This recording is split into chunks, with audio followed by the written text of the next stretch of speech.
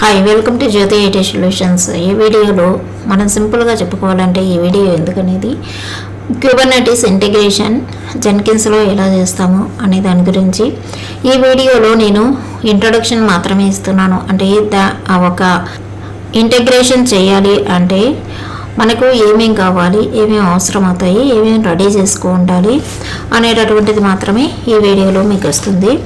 Already ఎవరైతే ఒక develops videos చూస్తున్నారు, అలాగే క్యూబర్నెటిస్ కంప్లీట్గా చూస్తున్నారు, వాళ్ళకి మాత్రమే ఈ వీడియో అనేది అర్థమవుతుంది.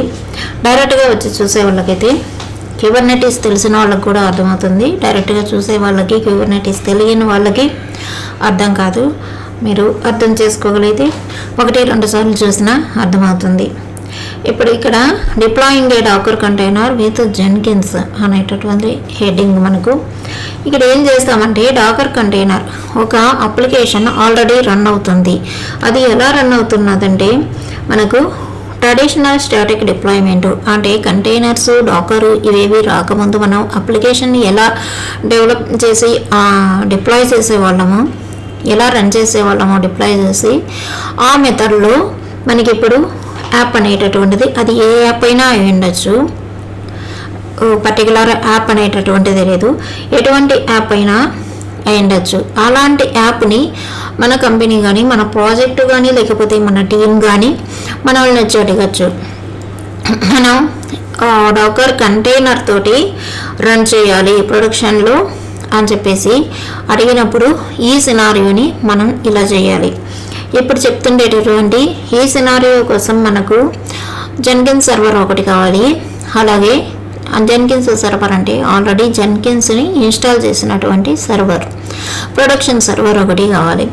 మనం డైరెక్ట్గా ఎప్పుడు కూడా ఏదైనా ఒక వర్క్ని ఇంప్లిమెంట్ చేసేటప్పుడు ప్రొడక్షన్లో చేయము. నేను ఎగ్జాంపుల్ కోసం ఇక్కడ ప్రొడక్షన్ సర్వర్ని చెప్తున్నాను. మనం డెవలప్మెంట్లో చేసి దానిలో ఏ మిస్టేక్స్ రాకపోతే తర్వాత టెస్టింగ్లో చేసి తర్వాత మాత్రమే ప్రొడక్షన్ సర్వర్స్లో అప్లోడ్ చేస్తాము. ఆ ఇంప్లిమెంటేషన్ మొత్తం కూడా ప్రొడక్షన్ సర్వర్లో డైరెక్ట్గా అయితే ఎవరు చేయరు. నేను జస్ట్ ఎగ్జాంపుల్ కోసం ఇక్కడ చెప్తున్నాను, అర్థం చేసుకోవాలి. ఈ ప్రొడక్షన్ సర్వర్లో ఆల్రెడీ మనం డాకర్ ఇన్స్టాల్ చేసి పెట్టుకోవాలి. ఇన్స్టాల్ అయ్యి ఉండాలి, లేకపోతే ఇన్స్టాల్ చేసుకోవాలి. ఇప్పుడు ఈ సినారియో ఎందుకు యూజ్ చేస్తామో చెప్పినాను. ఒక ట్రెడిషనల్ స్టాటిక్ డిప్లాయ్మెంట్ నుంచి కంటైనర్లోకి ట్రాన్స్ఫర్ చేయడమే ఈ సినారియో యొక్క మెయిన్ ఇంపార్టెన్స్ అన్నమాట. ఇప్పుడు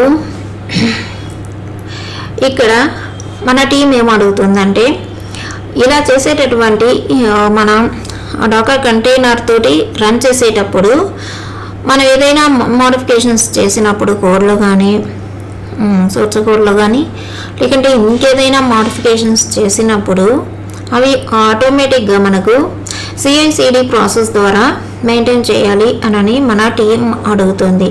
అంటే ఆటోమేటెడ్ CI/CD ప్రాసెస్ ద్వారా మెయింటైన్ చేయాలని కోరుతున్నప్పుడు ఇక్కడ యాప్ కోసం, అంటే ఆల్రెడీ రన్ అవుతున్న యాప్ కోసం డాకర్ ఫైలు క్రియేట్ చేసి పెట్టుకోవాలి. దానికి సంబంధించినటువంటి డాకర్ ఫైలు ఏమేమి కాన్ఫిగర్ చేయాలో అవన్నీ కూడా చేసి పెట్టుకోవాలి. ఇప్పుడు డాకర్ ఫైల్ని ఎలా క్రియేట్ చేయాలనేటటువంటిది ఆల్రెడీ మనం డాకర్ చెప్పుకున్నప్పుడు అందులో ఏమేమి కాన్ఫిగర్ చేసుకోవాలి అనేటటువంటిది, యాప్ని ఎలా చేసుకోవాలి అనేది కూడా చెప్పుకున్నాను. ఇక్కడ మీరు ఇంకొకసారి డాకర్ ఫైల్ ఉండేటటువంటి ఆ వీడియోని చూసినట్లయితే మీకు ఈజీగా అర్థమవుతుంది. తర్వాత ఈ డాకర్ ఫైల్ని క్రియేట్ చేసి ఆల్రెడీ మనం పెట్టుకోవాలి. అది డాకర్ ఇమేజ్ని బిల్డ్ చేయడానికి ఈ డాకర్ ఫైల్ అనేది యూజ్ చేసుకుంటాం. ఇప్పుడు ఈ సినారియోలో మనకు 2 సర్వర్లు అవసరం అని చెప్పాను, జెన్కిన్స్ సర్వర్ అలాగే production server with Docker installation తోటి. ఇక్కడ మనకు 2 టాస్కులు చేయాల్సి వస్తుంది. ఫస్ట్ది జెన్కిన్స్ సర్వర్ కోసం. ఈ జెన్కిన్స్ సర్వర్ కోసం ఆల్రెడీ స్క్రీన్ మీద మీరు చూస్తున్నారు టాస్క్ 1 అనేసి configure Jenkins to run the new dockerized app pipeline. ఇక్కడ ఏం చేస్తామంటే డాకరైజ్డ్ కంటైనర్ని రన్ చేయడానికి జెన్కిన్స్ కాన్ఫిగర్ చేసుకోవాలి. కాన్ఫిగరేషన్స్ చాలా వరకు జెన్కిన్స్లో చెప్పున్నాను. అవి మరలా ఇప్పుడు చెప్పడం అయితే కుదరదు. వీడియోలు చూస్తే మీకు ఈజీగా అర్థమవుతుంది. నెక్స్ట్ సెకండ్ పాయింట్ వచ్చేసి డాకర్ ఇమేజ్ రిజిస్ట్రీ అంటే డాకర్ హబ్. మన కంపెనీలో వచ్చేసి ప్రైవేట్ రిజిస్ట్రీని యూజ్ చేస్తూ ఉండొచ్చు. ఇక్కడ మనం నేర్చుకుంటాం కాబట్టి డాకర్ హబ్ని చెప్పుకుంటాము. ఇందులో జెన్కిన్స్ క్రెడెన్షియల్స్ని కాన్ఫిగర్ చేసుకోవాలి. Next point production server IP. ఇప్పుడు జెన్కిన్స్లో చేస్తున్నాం మనం, దానిని ప్రొడక్షన్ సర్వర్, ఇక్కడ మనం 2 సర్వర్లు తీసుకున్నాం కాబట్టి ఈ ప్రొడక్షన్ సర్వర్ ఐపీని స్టోర్ చేయడానికి జెన్కిన్స్లో గ్లోబల్ ప్రాపర్టీని కాన్ఫిగర్ చేసుకోవాలి. ఈ గ్లోబల్ ప్రాపర్టీలు కూడా నెంబర్ ఆఫ్ గ్లోబల్ ప్రాపర్టీస్ని ఇంతకుముందు మనం కాన్ఫిగర్ చేసుకున్నాము జెన్కిన్స్లో. నెక్స్ట్ పాయింట్ మన యాప్ నేమ్, మనకు రన్నింగ్ అయ్యేటటువంటి అప్లికేషన్ నేమ్ తోటి జెన్కిన్స్లో మల్టీ బ్రాంచ్ పైప్లైన్ ప్రాజెక్ట్ని ఒకటి క్రియేట్ చేసుకోవాలి. నెక్స్ట్ సోర్స్ కోడ్ పుల్ చేసుకోవడానికి జెన్కిన్స్ ప్రాజెక్టు కాన్ఫిగర్ చేయాలి. మనకి ఇప్పుడు ఏమర్థం అవుతుందండి, ఇప్పుడు సోర్స్ కోడ్ అనేది మనకు గిట్ హబ్లో ఉంటుంది. అంటే మనకు ఇక్కడ గిట్ హబ్ కావాలి. జెన్కిన్స్ని యూజ్ చేస్తున్నాం కాబట్టి జెన్కిన్స్ ఉండేటటువంటి సర్వర్ కావాలి. నెక్స్ట్ ప్రొడక్షన్ సర్వర్ కావాలి, మనకు డాకర్ కావాలి.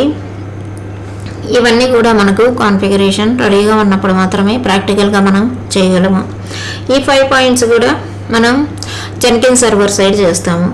సెకండ్ పాయింట్ వచ్చేసి జెన్కిన్స్ పైప్లైన్ యూజ్ చేసి ప్రొడక్షన్కు యాప్ని సక్సెస్ఫుల్గా డిప్లాయ్ చేయడం అన్నమాట. ఇక్కడ దీని సెకండ్ టాస్క్గా కూడా మనం చెప్పుకోవచ్చు. ఇక్కడ ఓన్లీ 3 పాయింట్స్ మాత్రమే చేస్తాము. అవేంటంటే Jenkins file, already Jenkins file, Docker file ఇవన్నీ కూడా క్లియర్గా ఉన్నాయి. వీడియోస్ చూడండి ఒకసారి. డాకర్ ఇమేజ్ని జెన్కిన్స్ ఫైల్లో డాకర్ ఇమేజ్ని బిల్డ్ చేయాలి. సెకండ్ వన్ డాకర్ హబ్కి డాకర్ ఇమేజ్ని పుష్ చేసుకోవాలి, ప్రొడక్షన్కు డిప్లాయ్ చేయాలి. ఈ 3 పాయింట్లు మాత్రమే ఇక్కడ చేస్తాం మనం. మీకు స్క్రీన్ మీద క్లియర్గా చూపించాను, మీరు అర్థం చేసుకుంటారని.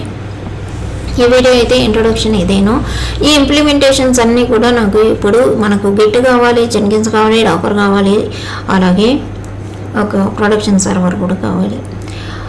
ఇవన్నీ కూడా మనకు సెటప్ అనేది ఇప్పుడైతే నా దగ్గర లేదు. నేను క్లియర్గా ఓరల్గా అయితే చెప్తాను నెక్స్ట్ వీడియో నుంచి. మీరు కానీ ఈ సెటప్లన్నీ ఉన్నట్లయితే, మీ దగ్గర ఈ టూల్స్ అన్నీ కూడా రెడీగా ఉన్నట్లయితే, ఎవరైనా నేర్చుకున్న వాళ్ళకి ఈ టూల్స్ అన్నీ ఒకవేళ మీరు ఓపెన్ చేసుకోగలిగితే మళ్ళీ అవి మీరు యూజ్ చేసుకొని ఈ సెటప్ అనేది నేనేం చెప్తున్నానో పాయింట్ వైజ్గా ఏ పాయింట్లో ఏం తీసుకోవాలి అనేటటువంటిది అంతా కూడాను క్లియర్గా చెప్తాను. నెక్స్ట్ వీడియో నుంచి నేను ఇక్కడ ఏం చెప్పినానో దాన్ని ఎట్లా ఇంప్లిమెంట్ చేయాలి అనేటటువంటిది నేను చూపిస్తాను. ఇప్పుడు నా దగ్గర ఈ సెటప్ అంతా ఉన్నా కూడా నా దగ్గర సోర్స్ కోడ్ అనేటటువంటిది లేదు. దానివల్ల నేను చాలామందిని అడిగాను, జావా డెవలపర్స్ని, ఫ్రెండ్స్ ఉంటే వాళ్ళని అడిగినప్పుడు ఇస్తా అన్నారు. ఒక 4 లైన్స్ కోడ్ అడిగాను, దానిని బిల్డ్ చేసి ఇవ్వమని. ఎవరు కూడా ఇవ్వలేదు. లేకపోతే నేను కుబర్నెటీస్ చేసినప్పుడే ఈ వీడియోని కూడా చేసి ఉండేదాన్ని. ఇప్పుడు ఆ సెటప్లన్నీ చేసుకొని చేయడానికి టైం పడుతుంది. ఫస్ట్ ఓవరాల్గా చెప్తాను. మనం ఇంకొకసారి ఈ డెవాప్స్ టూల్ అనేవి లేటెస్ట్ వర్షన్ తోటి రిపీట్ చేసినప్పుడు అప్పుడు మనం చూద్దాము. ఇప్పుడైతే సైబర్ సెక్యూరిటీ అనేటటువంటిది అప్లోడ్ చేస్తున్నాను వీడియోస్. టైం అన్నప్పుడు కుదిరినప్పుడల్లా అప్లోడ్ చేస్తాను. అలాగే దాంతో లైనెక్స్, మనకు పైథాన్ 2 కూడా అవసరం అవుతాయి. ఈ 2 వచ్చినప్పుడు మాత్రమే SQL, ఈ 3 కూడా వచ్చినప్పుడు మాత్రమే సైబర్ సెక్యూరిటీ నేర్చుకోగలము. ఒక ఎంట్రీ లెవెల్లో ఒక 1 మంత్ లోపల కంప్లీట్ అయిపోతుంది సైబర్ సెక్యూరిటీ. తర్వాత లైనెక్స్, మనకు పైథాన్, ఇవన్నీ కూడా చెప్పుకున్న తర్వాత మళ్ళీ మనం డెవాప్స్ వీడియోస్ని కంటిన్యూ చేస్తాము లేటెస్ట్ వర్షన్స్ తోటి. అప్పుడు మళ్ళీ ఈ ఇంప్లిమెంటేషన్స్ ఎలా చేస్తాము, ఎక్కడికి వెళ్ళి మారుస్తాం అనేది మీకు వీడియోలో చూపించగలను. ఈ వీడియో అయితే థ్యాంక్స్ ఫర్ వాచింగ్.